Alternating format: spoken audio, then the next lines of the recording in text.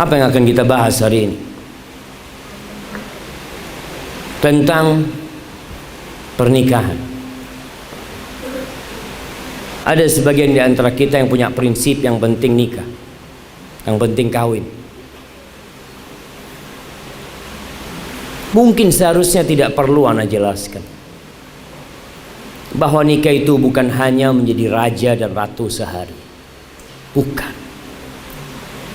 Dan semua merasakan yang sudah nikah tahu bahwa ternyata sehari yang indah itu tidak berarti dengan tahunan yang penuh dengan derita.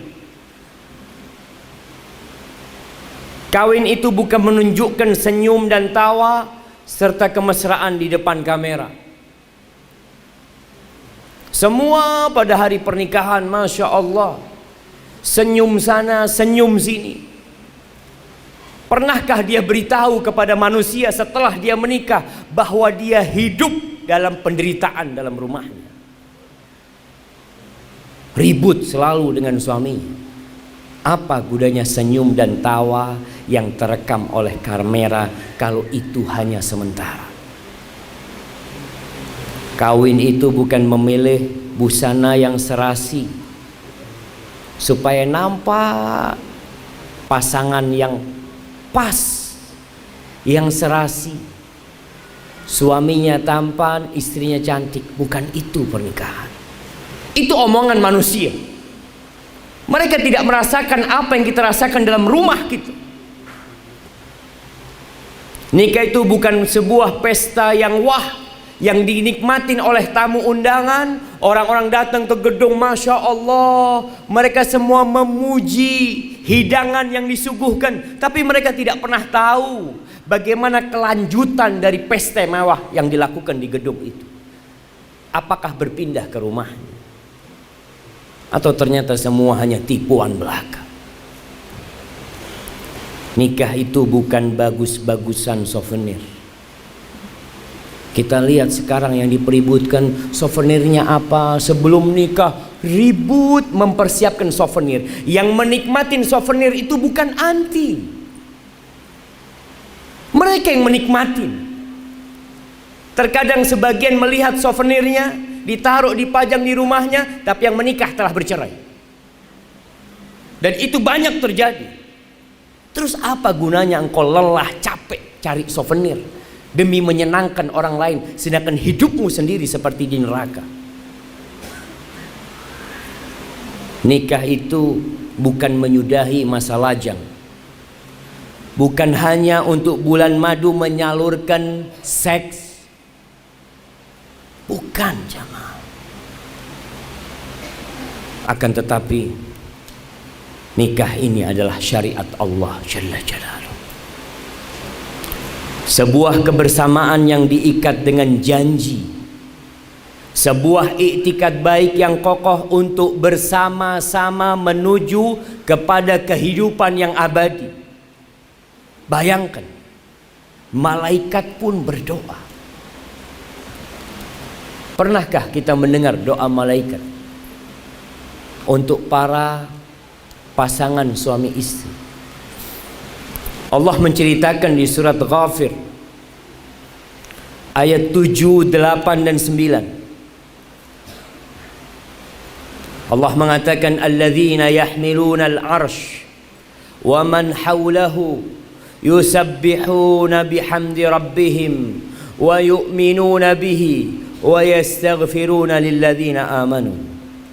Itu malaikat-malaikat yang memanggul arsy Allah, dan malaikat-malaikat yang berada di sekitarnya, mereka bertasbih, memuji Allah Azza wa Jal dan beriman kepadanya dan beristighfar. Malaikat istighfar buat orang-orang yang beriman. Apa isi doa malaikat? Malaikat pemanggul arsy, mereka mengatakan Rabbana wasi'ta kulla syai'in rahmatan wa ilma. Ya Allah, wahai Rabb kami, wahai Rabb kami, rahmatmu dan ilmumu meliputi segala sesuatu. Jamaah, Tidak ada satu pun daun yang jatuh kecuali Allah tahu di mana dia jatuh. Tidak ada satupun biji di muka bumi ini yang dibawa oleh burung terbang. Allah tahu kemana biji itu akan jatuh, dan di situ akan menjadi tumbuhan, menjadi pohon yang besar, kemudian memiliki buah-buah, kemudian bijinya dibawa lagi oleh burung. Allah tahu dengan itu semua. Allah tahu dengan segala problematika kita. Allah tahu dengan apa yang sedang kita pikirkan di majelis ini sekarang. Dan rahmat Allah meliputi segala sesuatu. Jangan pernah putus asa. Apapun yang kau hadapi, ketika kita tahu kita ini punya Allah yang kasih sayangnya meliputi segala sesuatu, masa Allah nggak sayang sama anda?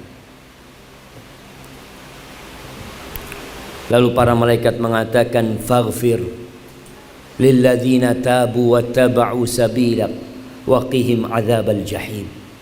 Ya Allah, ampunilah buat orang-orang yang bertobat. Kapan kita mau tobat?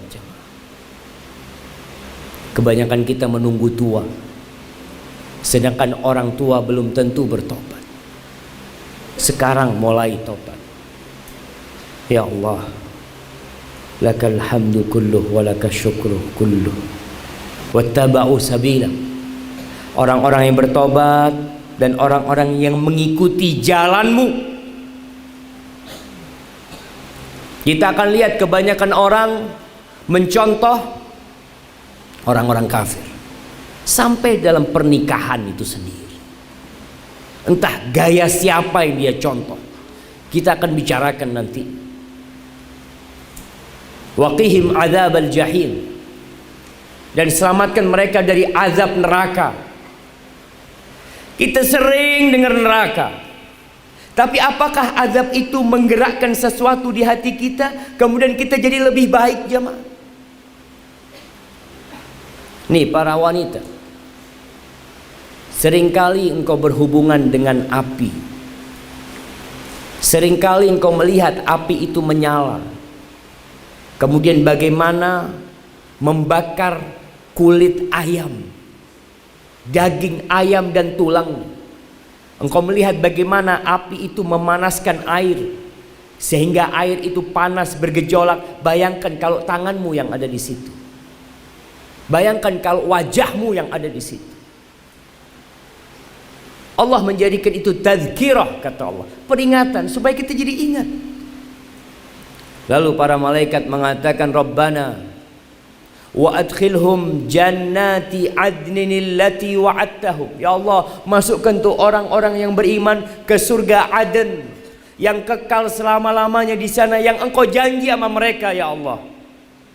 Wa man salaha min abaihim, dan juga orang-orang soleh yang dari bapak-bapak mereka, ibu-ibu mereka, masukkan bersama mereka. Wa azwajihim, dan pasangan-pasangan hidup mereka. Para malaikat mendoakan orang yang menikah, bagaimana dia bersama pasangannya, bersama orang tuanya, bersama mertuanya, wa dzurriyyatihim, dan bersama anak keturunannya, masuk ke surga Allah Azza wa Jalla. Innaka antal azizul hakim wa qihimus sayyi'at, dan selamatkan mereka ya Allah dari dosa-dosa, dari kejahatan-kejahatan. Wa man taqis sayyi'at yauma idzin faqad rahimta,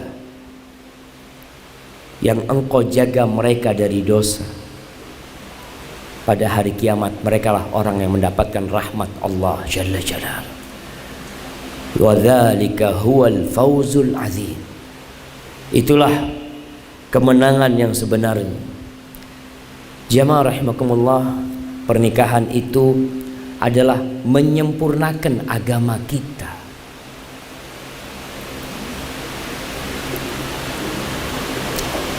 Apa kata Nabi sallallahu alaihi wasallam? Man razaqahullah imra'atan salihah. Barang siapa yang Allah kasih istri yang salehah. Sebaliknya, barang siapa yang Allah kasih suami yang saleh, faqad istakmala nisfa dinihi, au syatra dinihi, dia telah menyempurnakan separuh agamanya. Falyattaqillah fi syatril baqi aw nisfil baqi, hendaklah dia bertakwa kepada Allah di separuh sisanya. Manusia itu punya dua nafsu. Nafsu yang di bawah perut dan yang atas perut. Ketika dia menikah, yang di bawah perut, kalau dia dapat pasangan hidup yang soleh, insya Allah yang di bawah perut selesai. Itu tujuan pernikahan, menyempurnakan agama, bukan bersenang-senang. Sebagian merasa agama ini beban. Ya Allah Ustaz, ini nggak boleh, itu nggak boleh, ini haram, itu haram. Lah, yang haram itu sedikit, yang halal itu banyak. Tapi kita selalu memandang kepada yang haram. Masih ingat kisah Nabi Adam alaihissalam? Apa yang diharamkan buat Nabi Adam di surga?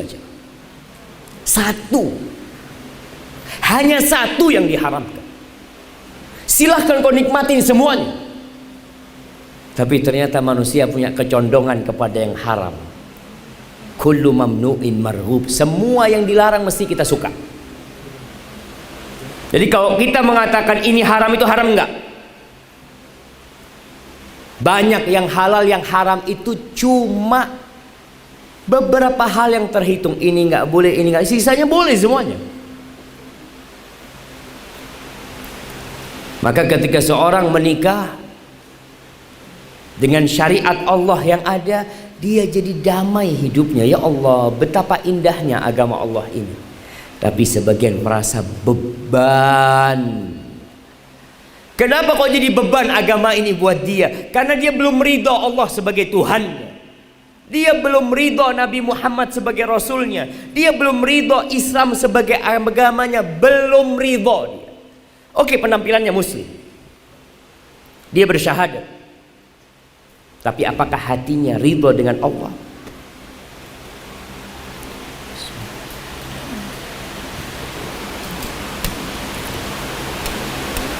Cobalah kita belajar ridho. Kenapa Bilal bin Rabah disiksa oleh Umayyah dan dia tetap mengatakan la ilaha illallah? Karena dia ridho sama Allah. Kenapa Sumayyah, ibundanya Ammar bin Yasir, disiksa oleh Abu Jahal? Dia tetap mengatakan la ilaha illallah, sehingga itu tombak ditusukkan ke kemaluannya sampai mati. Kita tidak sampai seperti itu untuk mengamalkan agama Allah ini, jemaah. Itu pun kita merasa berat karena kita belum ridho. Pernikahan itu sejatinya membangun rumah tangga bersama. Apa yang dicari? Ini yang zuat-zuat, yang belum zuat, yang belum kawin, apa sebenarnya yang dicari? Semua punya visi dan misi yang berbeda-beda. Tapi Allah ngasih tahu kita, salah satu disyariatkan yang pernikahan adalah litaskunu ilaiha, agar engkau merasakan sakinah. Nih majelis taklimnya namanya Samara. Iya, kadangkala itu hanya harapan belaka. Apakah semua yang ada di Samara hidupnya sudah sakinah, mawaddah dan rahmah? Sedang mencari. Kalau sudah Samara kayaknya anak nggak diundang. Nah, anak dapat banyak bocoran kondisi rumah tangga. Jangan dipikir yang rumahnya bagus, hidupnya sakinah, mawaddah dan rahmah. Jangan. Sebagian orang melihat penampilan seakan-akan menunjukkan hakikat diri mereka. Enggak, jangan. Mereka ketika foto selalu tersenyum ya, berduaan, kadangkala keluar rumah berduaan, datang perkawinan berduaan, kita berpikir ya Allah romantisnya orang ini, belum tentu. Karena sejatinya romantis tidak perlu diobral di depan manusia. Apa manfaatnya orang melihat kita romantis kalau di rumah ternyata kita nggak romantis? Semuanya hanya wayang, hanya topeng, hanya permainan. Allah mengatakan litaskunu ilaiha, agar mendapatkan sakinah kepadanya. Perempuan ini memiliki kekuatan yang membuat suaminya itu pulang ke rumahnya. Dia capek bekerja sampai rumahnya, Masya Allah, hilang semua kelelahan kerjanya, asalkan istrinya solehah. Makanya tolong poin sakinah ini dijaga, bikin suaminya itu betah di rumah. Ada suami capek kerja berkeringat, mungkin macet di jalan, sampai rumah ditanya sama istrinya, "Bang, kok telat bang?" Subhanallah. Itu suami nggak kepingin pulang. Iya. Anak sebagai seorang lelaki, anak sering kumpul sama laki-laki. Mereka sering bercerita, mengatakan, "Ustadz, terus terang Ustadz, anak pulang nunggu harim anak tidur Ustadz. Capek Ustadz." Lalu sang istri mengatakan, "Ustadz, anak kurang dapat perhatian dari suami." Subhanallah. Engkaulah tempat perhatian, engkaulah tempat sakinah buat suamimu. Kalau suami nggak sakinah di rumah, ada apa dengan engkau sebenarnya? Siapa yang nggak betah pulang di rumahnya? Siapa yang nggak bahagia kalau setiap datang ke rumah selalu dibukakan sama istrinya? Lalu istri mengatakan, "Bang, abang kepingin apa?" Nggak ada pertanyaan dari mana, nggak ada pertanyaan kenapa telat, bawa apa, nggak ada pertanyaan itu. Yang ada, engkau ingin apa suamiku? Engkau sedang berada di surgamu di sini. Semuanya ada di sini. Tapi kadangkala sakinah nggak didapat, jamaah. Selalu perempuan mengatakan, "Suami suka marah Ustaz, emosi." Engkau bisa meredam emosi dia. Engkau tahu kapan dia marah. Istri tahu nggak kapan suaminya marah? Tahu. Dan selalu yang dikatakan, "Ustaz, masalahnya remeh Ustaz." Nah, dan engkau tahu. Kenapa engkau nggak tutup yang remeh itu? Masalah cuma tutup, selesai. Pernikahan itu untuk memperbanyak umat Nabi Muhammad sallallahu alaihi wasallam. Untuk memperbanyak umat Nabi Muhammad sallallahu alaihi wasallam. Ketika ada seorang sahabat hendak menikah, dia mengatakan, "Ya Rasulullah, inni asabtu imra'atan zata mansibin wa jamal." Ya Allah, Rasul, aku ini dapat seorang perempuan yang cantik dan bangsawan. Ghaira annaha la talid, tapi dia ini mandul, nggak bisa punya anak, janda. Bolehkah aku menikahin dia? Ini jamaah, bukan yang penting kawin, enggak. Ada yang dicari dari pernikahan itu. Kata Rasul sallallahu alaihi wasallam, "La, jangan. Cari perempuan lain." Ternyata laki-laki ini sudah jatuh cinta sama tuh perempuan. Maka dia minta izin untuk yang kedua kalinya. Dan jawaban Rasulullah SAW, "La." Dia minta izin untuk yang ketiga kalinya. Dan jawaban Rasulullah SAW sama, "La." Kenapa kok la? "Tazawwajul waludal wadud, fa inni mukathir bikumul umam yaumal qiyamah." Nikahilah wanita yang penyayang dan banyak anaknya, wanita yang subur, karena aku akan berbangga-banggaan pada hari kiamat dengan banyaknya umatku nanti. Gimana ketika seorang menikah, ketika berhubungan dalam benak dia, "Ya Allah, aku ingin melaksanakan apa yang diinginkan oleh Rasulullah SAW." Itu tujuan menikah salah satu. Menikah itu untuk menyisakan aset tatkala kita meninggal dunia. Orang peduli dengan rumah, beli tanah, beli rumah, beli perusahaan. Dia terus bertambah hartanya, anaknya nggak bertambah. Cukup. Subhanallah. Pertanyaannya, apakah tanah yang kau beli bisa mendoakanmu? Apakah rumah yang kau beli bisa mendoakanmu? Apakah harta yang kau tinggalkan nantinya bisa bermanfaat buatmu? Berapa banyak anak yang ribut gara-gara harta warisan orang tuanya. Aset yang terindah ketika engkau meninggal dunia, awaladin salihin yad'u lahu, anak soleh yang selalu mendoakan orang tuanya. Rabbighfirli wa liwalidayya warhamhuma kama rabbayani shaghira. Untuk mendapatkan itu semua, maka ada langkah-langkah yang harus kita persiapkan.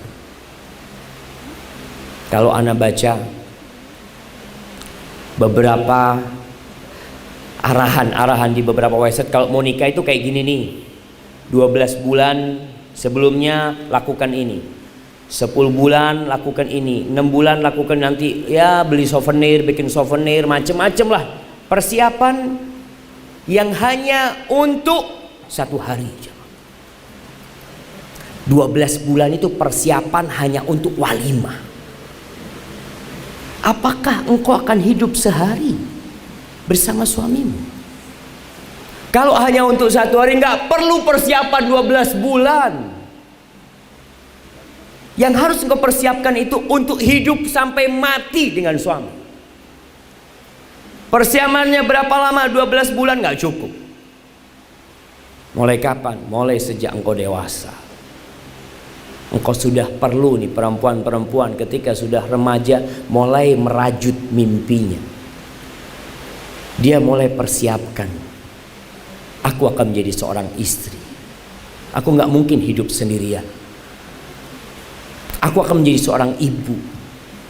Aku akan memiliki anak-anak. Apa yang harus aku persiapkan?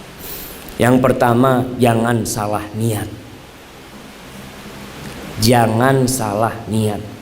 Tadi kita udah sampaikan, ketika mau nikah niatnya untuk menyempurnakan agama, untuk mendapatkan sakinah, untuk memperbanyak umat Rasul sallallahu alaihi wasallam, untuk menyisakan aset-aset ketika kita meninggal dunia.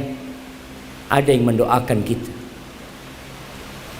Yang kedua, jangan salah pilih. Laki perempuan sama. Perempuan itu lebih memilih lelaki yang tampan apa lelaki yang kaya?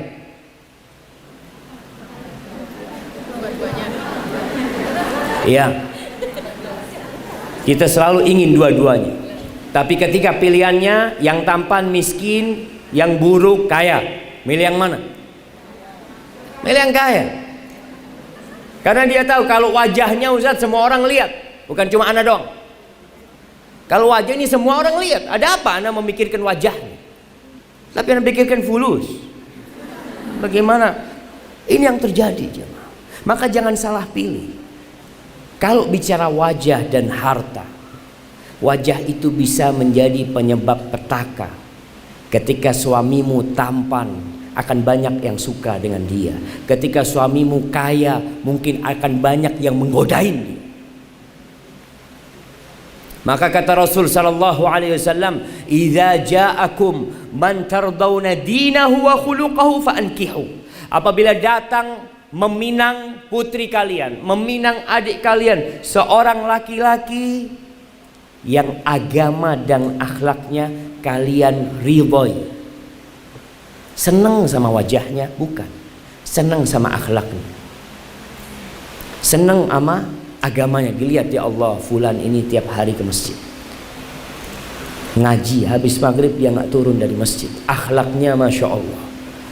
Orang tuanya merasakan kebaktian anaknya. Tetangganya merasakan kebaktian tuh anak.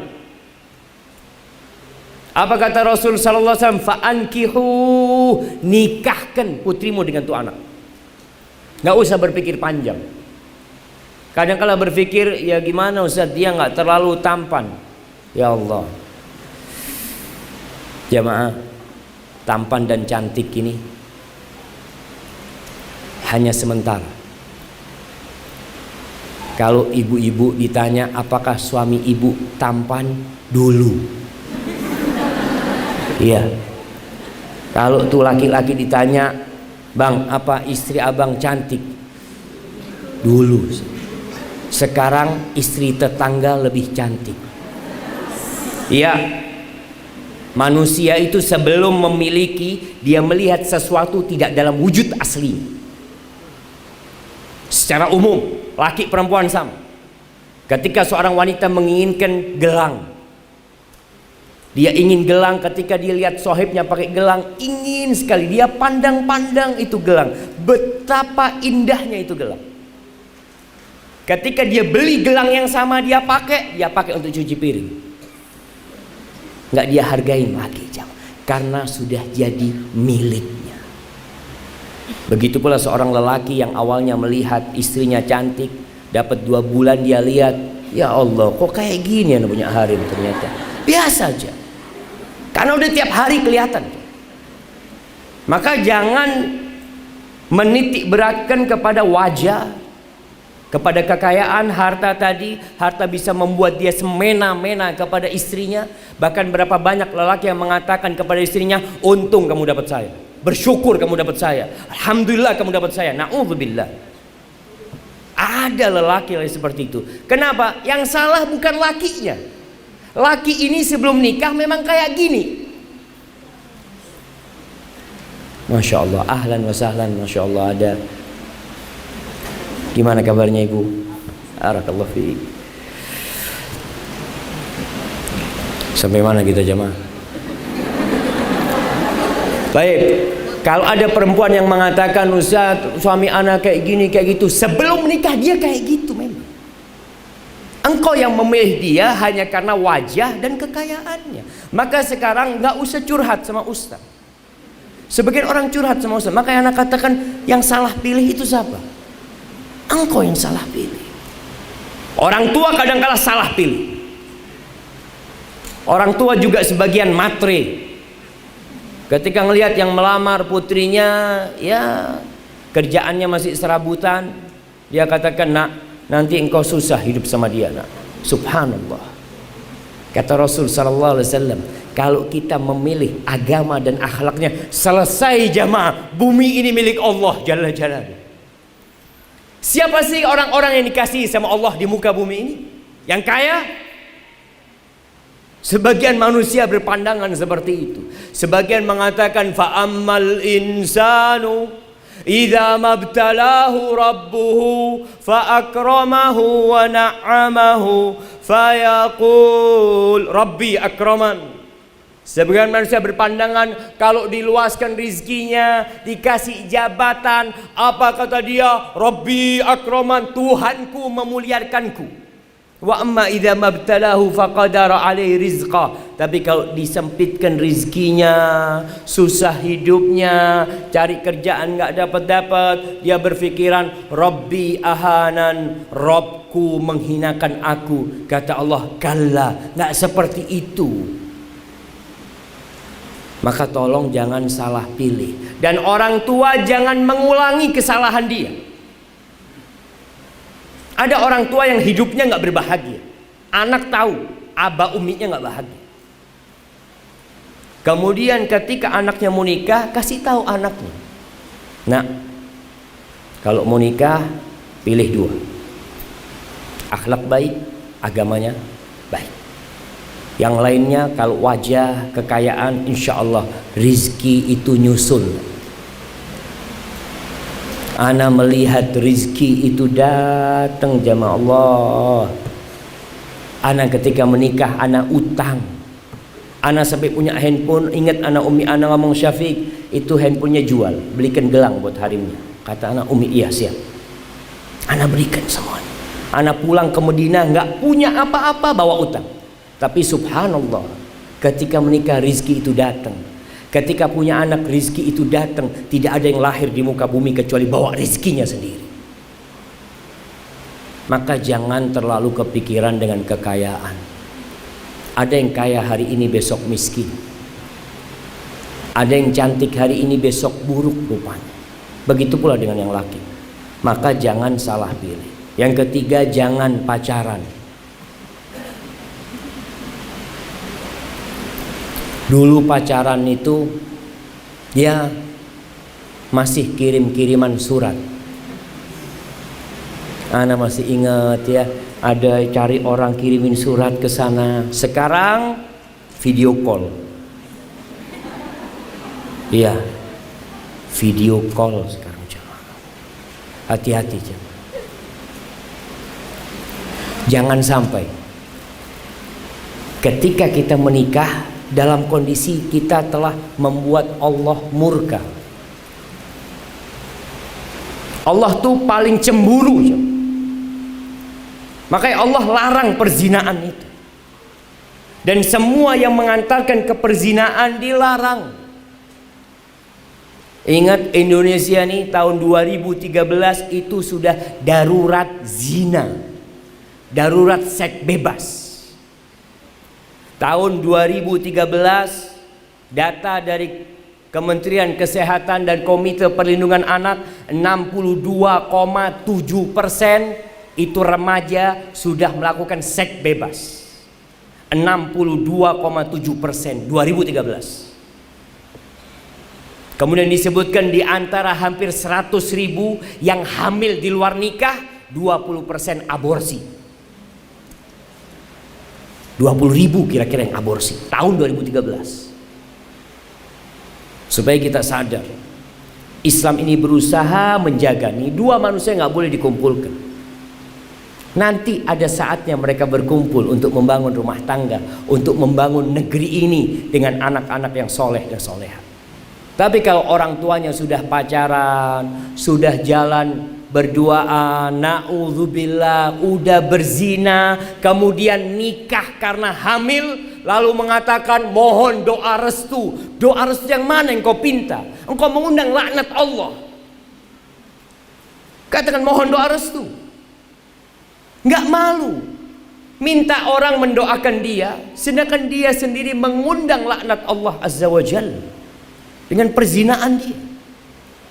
Dan banyak dulu jamaah, Masya Allah, tahun 90-an, 89-90, ketika anak SD kelas 5, kelas 6, di kampung itu ada seorang perempuan yang nikah karena hamil. Satu kampung ribut. Kalau sekarang biasa,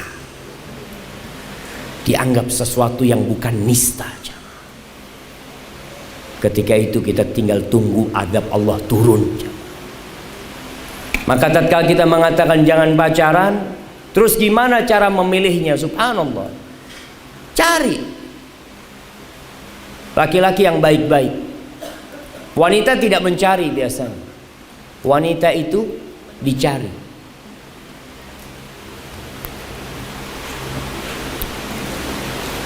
Wanita ini ikut laki-laki atau laki ikut wanita? Wanita ikut laki-laki. Artinya kalau engkau ingin suami yang soleh, jadilah engkau wanita yang soleha. Yang datang yang soleh nanti. Yang datang yang soleh. Karena sebagian orang tua melihat anaknya pakai jilbab apa, aduh nanti engkau nggak laku. Nanti nggak ada yang mau sama dirimu. Subhanallah, aku mau laki-laki yang baik yang lamar aku. Tapi kalau inginnya laki-laki yang buruk, ya dibuka jilbabnya. Dia akan mendapatkan laki-laki yang sesuai dengan perempuan itu. Ingat, semua punya pangsa pasar. Kita tinggal memohon kepada Allah Azza wa Jalla. Orang tua melihat anak gadisnya sudah mulai besar, dia ingin menyelamatkan anak gadisnya, dia carikan laki-laki. Bagaimana cara melacarilah orang-orang yang soleh di masjid, dilihat ya, teman-temannya mungkin antum punya anak punya anak di rumah, kalau mau dilihat, subhanallah, apa nggak malu kayak jual anaknya? Tidak. Ketika putrinya Umar bin Khattab bercerai, Hafsah, Umar bin Khattab cari orang yang mau nikahin putrinya. Dia datang kepada Utsman bin Affan, Utsman, kok nggak mau nikah? Nikahin putriku Utsman. Kata Utsman, enggak, anak sedang nggak ingin nikah. Utsman sudah punya istri. Datang kepada Abu Bakar, Abu Bakar, engkau nggak ingin nikah? Nikahin putriku. Kata Umar bin Khattab. Kata Abu Bakar, enggak, kata dia. Subhanallah, itu Umar ada perasaan nggak enak sama Abu Bakar dan Utsman ini. Padahal sahabatnya. Kenapa nggak mau menikahin putrinya? Dan Umar tahu siapa Abu Bakar, Umar tahu siapa Utsman. Akhirnya ternyata Hafsah dipinang oleh Rasulullah SAW. Setelah menikah, datang Abu Bakar mengatakan kepada Umar, Umar, ana mohon maaf, mungkin kau sakit hati sama aku. Kenapa aku menolak untuk menikahin putrimu? Karena Rasulullah SAW sudah nyebut nama putrimu. Aku nggak ingin membocorkan rahasia Rasulullah SAW. Maka tolong orang tua aktif. Jangan anaknya suruh cari. Berapa banyak anak-anak nih harim-harim, kalau ditanya dapat dari mana rejalnya? Medsos. Nemu di medsos. Kadangkala dari ujung Indonesia ketemu sama ujung Indonesia satunya dari medsos. Bagaimana kita akan tahu dia akhlaknya baik, agamanya baik?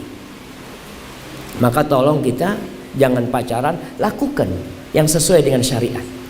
Kita ingin tahu karakter seseorang.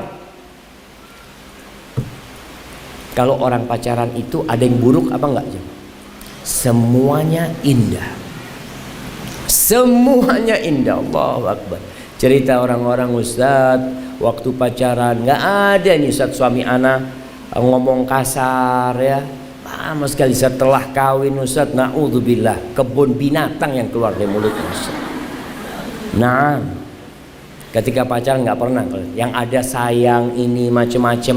Itulah penipuan setan. Jadi orang ketika pacaran, setan itu dari dua arah.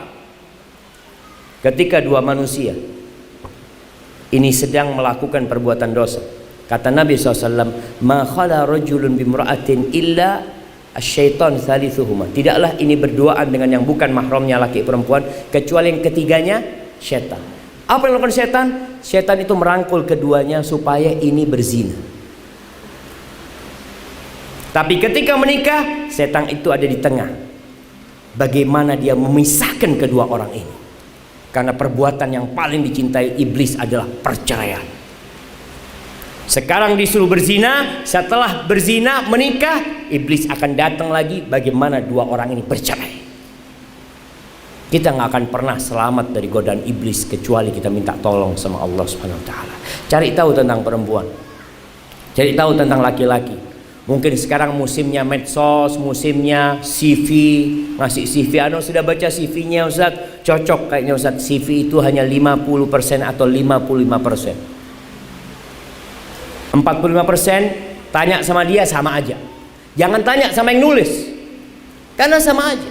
Tanya sama orang lain tentang akhlak dan agamanya. Maka jangan pacaran, minta kepada Allah Subhanahu Wa Taala petunjuk, istikharah. Setelah lihat cocok, istikharah. Kemudian biarkan semua berjalan di atas relnya. Apa maksudnya? Ya sudah, kita ikutin aturannya. Kayak apa sih orang kalau mau nikah? Oh, harus melamar, ngeliat. Dulu orang kalau mau nikah itu benar-benar harus nador, melihat. Datang ke rumahnya. Kalau sekarang gadisnya nggak perlu dinador karena sudah tiap hari keluar masuk kampung. Satu kampung tahu sama tuh perempuan. Ada apa? Anda mau nador? Nador gimana? Tiap hari lewat sini. Kok duduk aja di sini? Tapi dulu kadang-kala perempuan dipingit kalau gadis. Maka harus datang ke rumahnya. Apa yang dilihat? Dilihat. Boleh dibuka jilbab. Pakai pakaian rumahnya. Dengan catatan memang laki-laki ini benar-benar mau menikah. Dan pihak perempuan memang ada harapan menerima laki-laki ini. Tapi kalau dilihat ini ada laki-laki yang dikenal dengan Abu Nadhor. Sukanya ngelihat perempuan sana tapi nggak kawin-kawin. Maka jangan kita berikan putri kita untuk dilihat dengan dia. Jamaah, kemudian ada acara-acara sebelum menikah yang seharusnya direnungkan kembali. Apakah itu diperbolehkan dalam agama kita? Ada tradisi-tradisi yang boleh selama tidak bertentangan dengan syariat. Ada tradisi dan budaya yang bertentangan dengan agama kita. Tinggalkan. Ustaz, nanti akan dimusuhin orang. Iya, itu konsekuensi. Emangnya Rasul sallallahu alaihi wasallam enggak dimusuhin sama penduduk Mekah, dibenci sama penduduk Mekah, dicaci, bahkan diusir, mau dibunuh Rasul sallallahu alaihi wasallam ketika menentang tradisi-tradisi yang tidak sesuai dengan agama. Yang sesuai dengan agama silahkan dilestarikan. Nih mulai masuk ke Indonesia yang namanya pesta lajang. Ada jemaah. Ana bener-bener baru tadi ana baca atau tadi malam. Apa sih yang dilakukan pesta lajang? Subhanallah, ternyata di situ tulisan itu mengatakan ini untuk memberikan kesempatan terakhir kepada calon suaminya untuk nakal. Na'udzubillah. Jadi kalau sudah nikah nggak nakal lagi, kata siapa? Banyak orang yang berpikiran seperti itu. Memang nikah itu menyempurnakan agama, asalkan niatnya benar. Niatnya yang benar. Dengan pesta lajang ya, kadang kala berangkat ke kafe, di situ ada harim-harim, ya na'udzubillah. Apakah ini diperbolehkan dalam agama? Besok dia tersenyum, mohon doanya ya. Semalam engkau ngundang laknat Allah. Pagi ini kau katakan mohon doanya. Seharusnya malam pernikahan itu mereka berdoa memohon kepada Allah, ya Allah, mudah-mudahan anak nggak salah pilih istri, anak nggak salah pilih suami, ya Allah. Jadikan malam itu malam munajat kepada Allah Jalla Jalaluhu, bukan pesta lajang. Kalau perempuan-perempuan ada bridal shower, iya, ini sebenarnya seperti malam pacar, malam inai. Iya, seperti itu modelnya. Apa beda? Siapa yang pernah ngadakan bridal shower coba?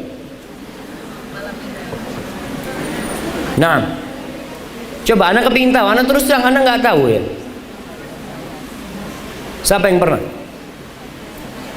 Nah, Fadol kasih mic, anak kepingin tahu kayak apa sih acaranya itu? Makan. Acaranya makan doang. Kalau acaranya makan, tolong jangan dinamakan bridal shower. Kita itu jangan niru-niru istilah barat. Kita nih Indonesia alhamdulillah muslimin, pakai istilah yang biasa lah, kayak malam pacar. Memang boleh selama isi acaranya itu tidak bertentangan dengan syariat, tidak berfoya-foya ya, maka nggak ada masalah. Karena Anda baca lagi ada yang mengadakan acara bridal shower, paginya diceraikan sama suaminya, nggak jadi nikah sama suaminya. Karena mereka bridal shower ngundang laki-laki atau apa, na'udzubillah ya. Baik, acara-acara yang seperti itu tolong kita lihat. Kalau memang tidak sesuai dengan syariat, tinggalin. Ustaz, tapi kan ingin seneng-seneng. Ustaz, boleh seneng-seneng selama dalam koridor syariat. Kemudian kadang-kala perempuan ini Masya Allah, enggak Ustaz, ini kan dia mungkin nggak akan kumpul sama kita, sohib-sohibnya yang gadis-gadis pada kumpul malam itu, seneng-seneng sama dia. Nah, lihat nih jamaah, kebahagiaan pernikahan. Kalau dia bercerai, apakah dia akan undang lagi sohib-sohibnya? Ini bridal shower sebelum bercerai. Nggak ada, nggak ada yang bikin undangan. Pernah ibu-ibu dapat undangan perceraian? Ana pernah dapat, tapi di pengadilan agama, karena untuk menjadi saksi. Nggak ada undangan buat orang. Itu sebuah kesedihan. Maka tolong dijaga. Bagaimana Allah meridhoi ini? Ada lagi acara foto prewedding. Iya. Na'udzubillah jamaah. Ini budaya barat jelas-jelas. Kalau kita bicara kita orang Indonesia, kita lestarikan budaya Indonesia, siap. Ini budaya barat masuk ke Indonesia, lalu kita mengatakan kita lestarikan, kita perangi. Secara agama bertentangan, secara tradisi bertentangan. Masa mereka udah berduaan jamaah ya, berangkat ke tempat-tempat yang bagus. Tujuannya apa sih jamaah? Tujuannya satu malam itu. Tujuannya supaya ketika pernikahan sudah ada fotonya. Itu tujuannya jamaah. Ingat, pernikahan ini bukan hanya semalam jamaah. Pernikahan ini jaga sampai seumur hidup, sampai mati, sampai dibangkitkan dari kuburan. Bagaimana tetap suami istri itu bisa masuk surga bareng. Tapi kalau dari awal prewedding belum nikah aja sudah mengundang murka Allah Azza wa Jalla. Berpegangan, berciuman di depan orang, ditunjukkan dulu. Orang berbuat dosa itu sembunyi-sembunyi, malu dia jamaah. Sekarang mereka berbuat dosa terang-terangan. Dan yang lebih parah, merasa tidak berdosa. Kalau orang berbuat dosa merasa dosa, dia mungkin istighfar, ya Allah, astagfirullah, ya Allah, ampuni hamba ya Allah, hamba khilaf ya Allah, hamba lupa ya Allah. Tapi ini mereka, apakah mereka bertobat dari perbuatan mereka itu jamaah? Merasa nggak dosa, gimana mau tobat? Maka tolong, yang tidak sesuai dengan syariat tinggalkan. Ada lagi bridal dance, dansa. Ya, mereka malam pernikahan dansa, istrinya dansa sama orang lain, kadangkala dia dansa sama istrinya orang. Naudzubillah min dzalik. Pokoknya dansa-dansa semua. Ingat, kita sedang mencari rahmat Allah Subhanahu wa taala. Kemudian ada yang kelima, lempar bunga. Emangnya nggak boleh Ustaz? Boleh lempar bunga, asalkan tidak ada keyakinan yang macam-macam. Lempar bunga supaya ditaruh di rumahnya, tapi lempar bunga yang ada, lempar bunga itu dibalut dengan sebuah keyakinan. Apa keyakinannya? Kalau dapat bunga, dapat jodoh. Ini keyakinan yang bertentangan dengan agama jemaah. Khurafat ini yang seperti ini. Allah tidak pernah menjadikan bunga itu sebab orang mendapatkan jodoh. Tapi orang jadi keyakinan. Mana keimanan, mana keislaman. Maka jangan sampai ini menjadi penyebab Allah murka sama kita, karena kita mendekatin kesyirikan dengan keyakinan seperti itu. Kemudian ada lagi walimah yang di dalamnya ada kemungkaran. Tolong dihindari. Walimah sesuaikan dengan syar'i. Undang yang miskin, jangan hanya yang kaya. Kasih undangan yang miskin. Orang miskin itu kalau diundang makan, dia akan doakan ikhlas. Dan usahakan ketika mengadakan walimah itu jangan tujuannya mau mengembalikan uang ya, Pak. Karena ada orang walimah, ketika orang datang langsung amplopnya dibuka, dicatat sama dia berapa ngasihnya. Ada nggak kayak gitu jemaah? Ada jemaah. Ini mau nikahkan anaknya apa mau membalikan modal cerita dia. Maka tolong yang seperti itu berusahalah dihindarin dan jangan berlebih-lebihan. Yang penting bagaimana pengantin ini berbahagianya hidup selama-lamanya. Hadza wallahu a'lam bishawab. Itu yang bisa saya sampaikan.